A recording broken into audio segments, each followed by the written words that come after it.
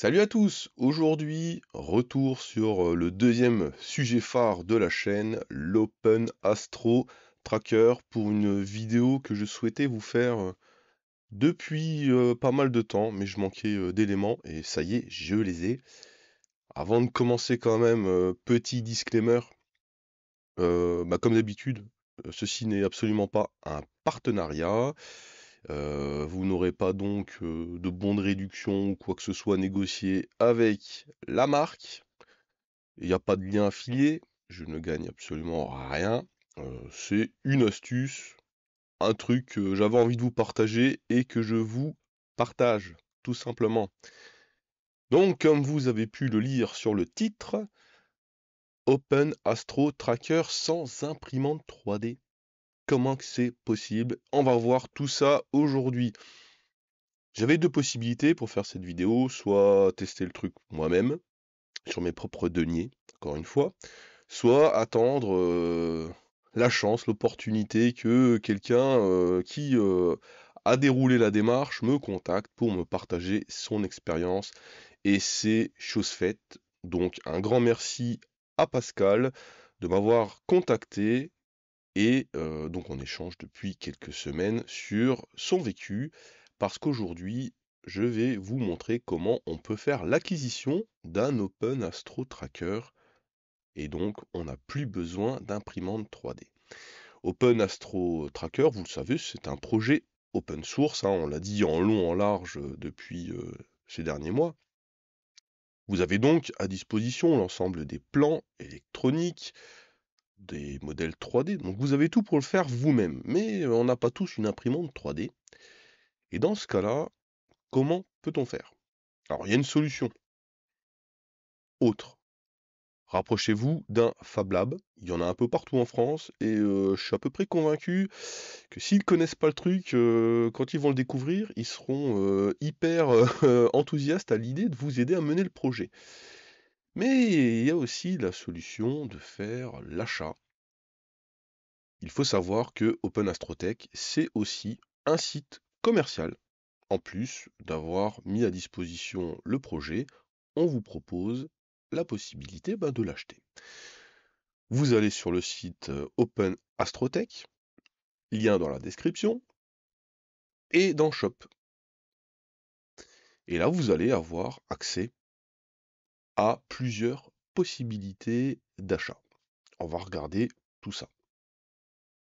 Dans Product, Open Astro Tracker, vous allez donc pouvoir, au besoin, selon vos envies, selon vos possibilités, acheter l'Open Astro Tracker complet. Alors l'Open Astro Tracker complet en version de base standalone, c'est-à-dire qu'il fonctionne avec la petite manette. On en a déjà parlé.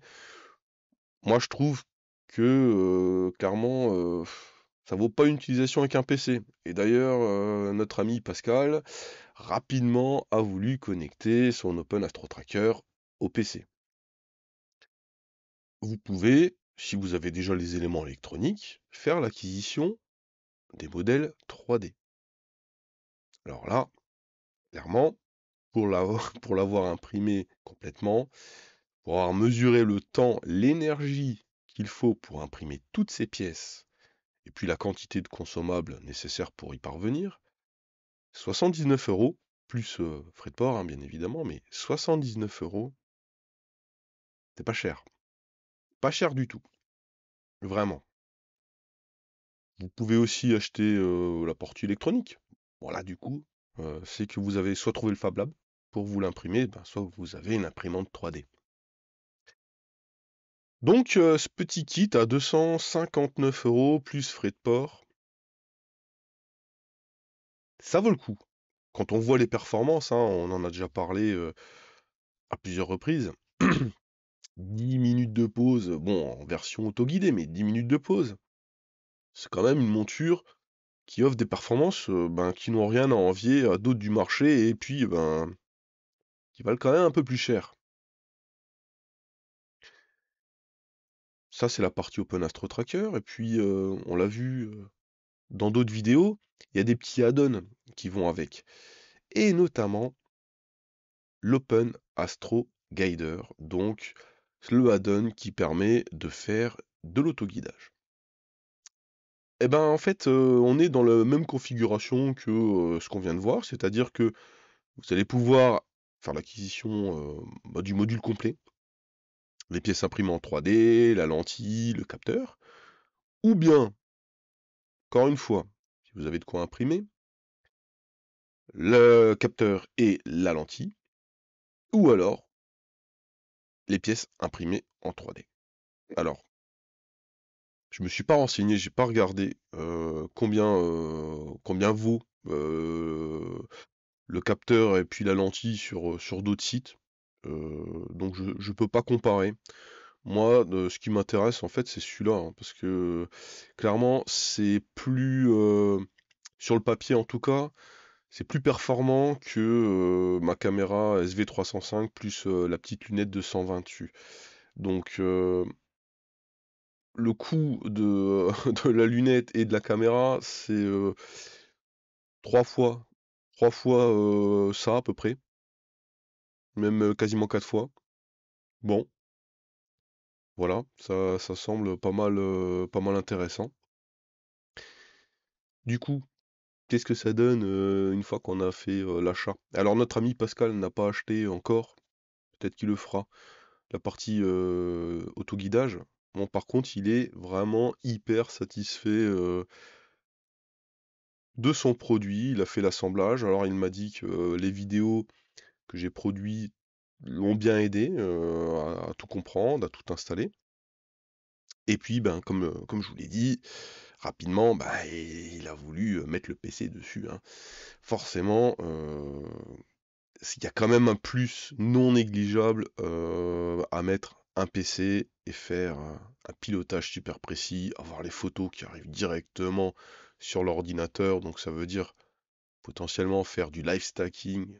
Bon, ça, c'est incomparable, hein. Et la petite difficulté qu'il a eue, n'étant peut-être pas aguerri en Arduino, bon, il n'avait pas les drivers sur l'ordinateur. Donc ça, il faut aussi avoir à l'esprit, il faut mettre les drivers qui vont bien pour que ça fonctionne. Par défaut, votre PC ne reconnaîtra pas une carte, ou peut-être, mais pas bien. Voilà, c'était une petite vidéo que je vous partage, petite astuce. Alors, je le redis, il n'y a pas de lien affilié, il n'y a pas de bonus pour ma pomme.